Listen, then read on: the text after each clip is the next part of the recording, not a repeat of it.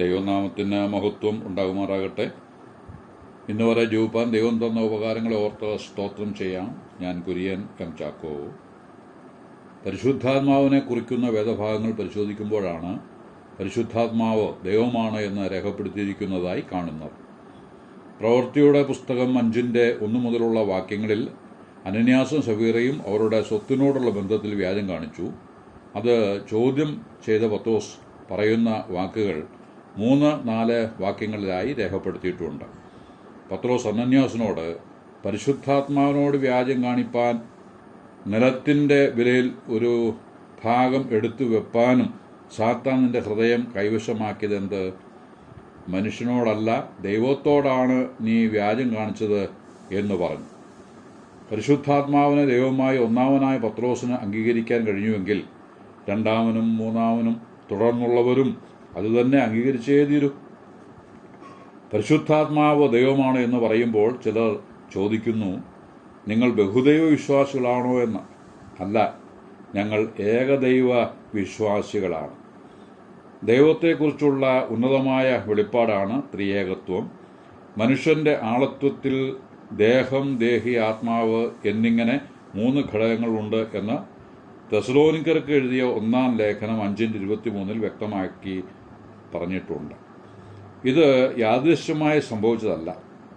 ദൈവം തൻ്റെ സാദൃശ്യത്തിലും സ്വരൂപത്തിലുമാണ് മനുഷ്യനെ സൃഷ്ടിച്ചതെന്ന് ഉൽപ്പത്തി പുസ്തകം 1:26 വായിക്കുന്നു. ദൈവത്തിൻ്റെ സാദൃശ്യത്തിൽ ഉണ്ടായതാണ് മനുഷ്യൻ എന്ന് യാക്കോബ് 3:9 വായിക്കുന്നുണ്ട്. ഏക ദൈവത്തിൽ 3 ആളത്വങ്ങളുണ്ട്: പിതാവ്, പുത്രൻ, പരിശുദ്ധാത്മാവ്. ദൈവമാണ് ഈ വെളിപ്പാട് മനുഷ്യന് നൽകിയത്. യേശുക്രിസ്തുവിൻ്റെ സ്നാനസമയത്ത് ഈ ദൃശ്യം വ്യക്തമാക്കുകയും ചെയ്തു. ത്രിയേക ദൈവത്തെക്കുറിച്ചുള്ള ഉപദേശം ബൈബിളിൽ വ്യക്തമാക്കപ്പെട്ടിട്ടുണ്ട്. പുതിയ നിയമഭാഗത്ത് ക്രിസ്തുവും അപ്പോസ്തലന്മാരും തൃത്വത്തെ വ്യക്തമാക്കിയിട്ടും ഉണ്ട്. തൃത്വത്തിൽ രണ്ടാമനായ യേശുക്രിസ്തു മനുഷ്യനായി അവതരിച്ചതിന് ശേഷമാണ് തൃത്വം എന്നത് എന്താണ് എന്ന് വ്യക്തമായിട്ട് മനുഷ്യന് കാണിച്ചു കൊടുത്തത്. സാധാരണ മനുഷ്യർ ഈ ഉപദേശത്തെ തെറ്റിദ്ധരിക്കുകയോ തെറ്റിദ്ധരിപ്പിക്കുകയോ ആണ് ചെയ്യുന്നത്. 3 മൂർത്തികളായോ 3 ദൈവങ്ങളായോ മനസ്സിലാക്കുന്നു. അത് എളുപ്പവുമാണ്. എന്നാൽ ഉൽപ്പത്തി പുസ്തകം 1:1 പ്രയോഗം ആദിയിൽ ദൈവം ആകാശവും ഭൂമിയും സൃഷ്ടിച്ചു എന്നാണ്. ഈ വാക്യത്തിലുള്ള ദൈവം എന്ന പ്രയോഗം എബ്രായ ഭാഷയിൽ എലോഹീം എന്നാണ്. എലോഹീം എന്ന പദം ബഹുവചനമാണ് എന്ന് എബ്രായ ഭാഷ അറിയാവുന്നവർ രേഖപ്പെടുത്തിയിട്ടുണ്ട്. അത് ഏക ദൈവത്തിൽ ബഹുത്വം അഥവാ തൃത്വം എന്ന് വ്യക്തമാക്കുന്നു. നാം, നമുക്ക് എന്നിങ്ങനെയുള്ള ഉൽപ്പത്തി പുസ്തകത്തിലെ പ്രസ്താവനകളിലും ബഹുത്വം അഥവാ തൃത്വം സൂചിപ്പിക്കുന്നുണ്ട്. ഉൽപ്പത്തി 1:26 നാം നമ്മുടെ സ്വരൂപത്തിൽ നമ്മുടെ സാദൃശ്യപ്രകാരം മനുഷ്യനെ ഉണ്ടാക്കുക എന്ന് ദൈവം അരുളി ചെയ്യുന്നുണ്ട്. ഉൽപ്പത്തി 3:22 ദൈവം പറയുന്നത് മനുഷ്യൻ നന്മ തിന്മകളെ അറിയുവാൻ തക്കവണ്ണം നമ്മിൽ ഒരുത്തനെ പോലെ ആയിത്തീർന്നിരിക്കുന്നു എന്നാണ്.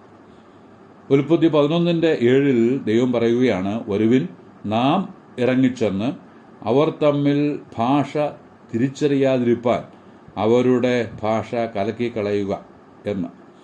മേലെ ഉദ്ധരിച്ച വാക്യങ്ങളൊക്കെ ദൈവത്തിലെ ബഹുത്വം അഥവാ തൃത്വം വ്യക്തമാക്കുന്നു. ദൈവിക തൃത്വത്തിലെ ആളത്വങ്ങൾ 3 സൃഷ്ടിക്ക് കാരണഭൂതരായി പറയപ്പെട്ടിട്ടുണ്ട്. ഉൽപ്പത്തി പുസ്തകം 1:1 ആദിയിൽ ദൈവം ആകാശവും ഭൂമിയും സൃഷ്ടിച്ചു എന്ന് എഴുതിയിരിക്കുന്നു. യെശയ്യാവ് 44:24 നിന്റെ വീണ്ടെടുപ്പുകാരനും ഗർഭത്തിൽ നിന്നെ നിർമ്മിച്ചവനുമായ യഹോവ ഇപ്രകാരം അരുളി ചെയ്യുന്നു, യഹോവയായ ഞാൻ സർവ്വവും ഉണ്ടാക്കുന്നു. ഞാൻ തന്നെ ആകാശത്തെ വിരിക്കുകയും ഭൂമിയെ പരത്തുകയും ചെയ്തിരിക്കുന്നു. പുത്രനാണ് ഇവയെല്ലാം സൃഷ്ടിച്ചത് എന്ന് യോഹന്നാന്റെ സുവിശേഷം 1:3 പറയുന്നു. ദൈവത്തോടുകൂടെ ആയിരുന്ന വചനമാണല്ലോ ജഡമെടുത്ത് കൃപയും സത്യവും നിറഞ്ഞവനായി നമ്മുടെ ഇടയിൽ പാർത്തത്. സകലവും അവൻ മുഖാന്തരം ഉളവായി, ഉളവായതൊന്നും അവനെ കൂടാതെ ഉളവായതല്ല. കൊലോസ്യ ലേഖനം 1:16 സ്വർഗത്തിൽ ഉള്ളതിലും ഭൂമിയിലുള്ളതും ദൃശ്യമായതും അദൃശ്യമായതും സിംഹാസനങ്ങളാകട്ടെ, കർത്തൃത്വങ്ങളാകട്ടെ, വാഴ്ചകളാകട്ടെ, അധികാരങ്ങളാകട്ടെ, സകലവും അവൻ മുഖാന്തരം സൃഷ്ടിക്കപ്പെട്ടു, അവൻ മുഖാന്തരവും അവനായിട്ടും സൃഷ്ടിക്കപ്പെട്ടിരിക്കുന്നു. പരിശുദ്ധാത്മാവിൻ്റെ പ്രവൃത്തിയും ഇവിടെ പ്രസ്താവ്യമാണ്. ഉൽപ്പത്തി പുസ്തകം 1:2 വായിക്കുന്നത്, ദൈവത്തിൻ്റെ ആത്മാവ് വെള്ളത്തിന്മേതെ പരിവർത്തിച്ചു കൊണ്ടിരുന്നു എന്നാണ്. യോബിൻ്റെ പുസ്തകം 33:4 ദൈവത്തിൻ്റെ ആത്മാവ് എന്നെ സൃഷ്ടിച്ചു, സർവശക്തൻ്റെ ശ്വാസം എനിക്ക് ജീവൻ തരുന്നു എന്ന് വായിക്കുന്നു. ഒരു ലോക മനുഷ്യനായ എലീഹൂവിന് ഇത്രയും ഗ്രഹിക്കുവാൻ കഴിഞ്ഞെങ്കിൽ നാം എത്രയധികം മനസ്സിലാക്കേണ്ടിയിരിക്കുന്നു. യെഹെസ്കേലിൻ്റെ പുസ്തകം 37:1-14 വരെ അസ്ഥിത്താഴ്വരയിൽ പ്രവാചകനെ നിർത്തി ദൈവം ചോദിക്കുന്നു, ഈ അസ്ഥികൾ ജീവിക്കുമോ എന്ന്. പ്രവാചകൻ യോഗ്യമായ മറുപടി നൽകി, യഹോവയായ കർത്താവെ അങ്ങ് അറിയുന്നുവെന്ന്. ആദമിൻ്റെ വാരിയലിൽ നിന്ന് ഹവ്വയെ ഉളവാക്കിയ ദൈവശക്തിയെ പ്രവാചകൻ ഈ പരിഭ്രമത്തിനിടയിൽ മറന്നു എന്ന് തോന്നുന്നു. നമുക്കും അങ്ങനെ സംഭവിക്കാറുണ്ടല്ലോ. നന്നായി അറിവുള്ള വിഷയം പെട്ടെന്ന് ചോദിച്ചാൽ പരിഭ്രമം മൂലമോ എന്തോ മറന്നു പോകാറുണ്ട്. എന്തായാലും പ്രവാചകൻ്റെ അറിവില്ലായ്മയും നിസ്സഹായമായ അവസ്ഥയും സമ്മതിച്ചപ്പോൾ ദൈവം പ്രവർത്തിച്ചു. അവിടെ ഒരു ഭൂകമ്പമുണ്ടായി. അസ്ഥി അസ്ഥിയോട് ചേർന്നു, അതിന്മേൽ ഞരമ്പും മാംസവും അവയുടെ മേൽ ത്വക്കും പൊതിഞ്ഞു. എന്നാൽ ശ്വാസമില്ലായിരുന്നു.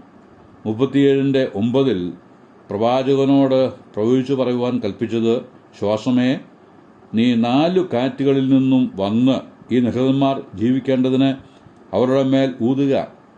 ദൈവം കൽപ്പിച്ചതുപോലെ പ്രവാചകൻ പ്രവചിച്ചു. അപ്പോൾ ശ്വാസം അവരിൽ വന്നു. അവർ ജീവിച്ചു, ഏറ്റവും വലിയ സൈന്യമായി നിവർന്നു നിന്നു.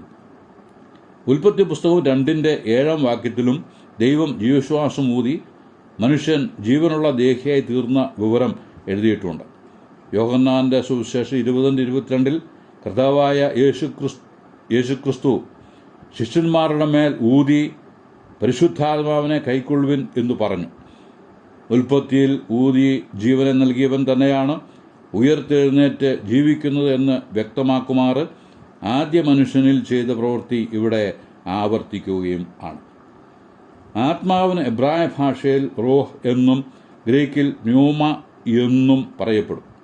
ഈ 2 പദത്തിനും വായു, കാറ്റ്, ശ്വാസം എന്നീ അർത്ഥങ്ങളുള്ളതായി വായിച്ചിട്ടുണ്ട്. നിക്കോദോമോസിനോട് യേശുക്രിസ്തു പറഞ്ഞു, കാറ്റ് ഇഷ്ടമുള്ളയിടത്ത് ഊതുന്നു, അതിൻ്റെ ശബ്ദം നീ കേൾക്കുന്നു, എങ്കിലും അത് എവിടെ നിന്ന് വരുന്നുവെന്നോ എവിടേക്ക് പോകുന്നുവെന്നോ അറിയുന്നില്ല. ആത്മാവിനാൽ ജനിച്ചവൻ എല്ലാം അതുപോലെ ആകുന്നു എന്ന് പറഞ്ഞു. അത് യോഹന്നാന്റെ സുവിശേഷം 3:8 വായിക്കുന്നുമുണ്ട്. കാര്യങ്ങളുടെ കിടപ്പ് ഇപ്രകാരമാകുന്നതുകൊണ്ട് കാറ്റ് ഊതി, കാറ്റ് വന്നു, ശ്വാസം അവരിൽ വന്നു എന്നിത്യാദി പ്രയോഗങ്ങൾ പരിശുദ്ധാത്മാവിൻ്റെ പ്രത്യേക പ്രവർത്തനത്തിനായുള്ള വരവിനെയും തുടർന്നുള്ള പ്രവൃത്തിയെയുമാണ് കാണിക്കുന്നത് എന്ന് വ്യക്തം. കൊരിന്ത്യർക്കെഴുതിയ 1 ലേഖനം 2:9-12 വരെയുള്ള വേദഭാഗത്ത് ദൈവം നമുക്കായി ഒരുക്കിയിരിക്കുന്നത് തൻ്റെ ആത്മാവിനാൽ വെളിപ്പെടുത്തിയിരിക്കുന്നുവെന്നും ആത്മാവ് സകലത്തെയും ദൈവത്തിൻ്റെ ആഴങ്ങളെയും ആരായുന്നുവെന്നും പറയുന്നു. മനുഷ്യനിൽ ഉള്ളത് അവനിലെ മനുഷ്യാത്മാവല്ലാതെ ആരും അറിയുന്നില്ല. അവണ്ണം ദൈവത്തിലുള്ളത് ദൈവാത്മാവല്ലാതെ ആരും ഗ്രഹിച്ചിട്ടും ഇല്ല. നാമോ ലോകത്തിൻ്റെ ആത്മാവിനെ അല്ല, ദൈവം നമുക്ക് നൽകിയത് അറിയുവാനായി ദൈവത്തിൽ നിന്നുള്ള ആത്മാവിനെ അത്രയേ പ്രാപിച്ചത്. ആയതിനാൽ ദൈവാത്മാവിന് വിധേയപ്പെട്ട ഒരു ക്രിസ്തീയ ജീവിതം യോഗ്യമായി നയിപ്പാൻ പരിശുദ്ധാത്മാവ് നല്ല ആലോചനക്കാരനായി നമ്മിൽ വസിച്ച് ബുദ്ധി ഉപദേശിച്ച് എന്നെയും നിങ്ങളെയും നേർവഴിക്ക് നടത്തട്ടെ എന്ന് ആശംസിച്ച് വാക്കുകൾക്ക് പൂർണ്ണവിരാമം കുറിക്കുന്നു. ദൈവനാമം മഹത്വപ്പെടുമാറാകട്ടെ.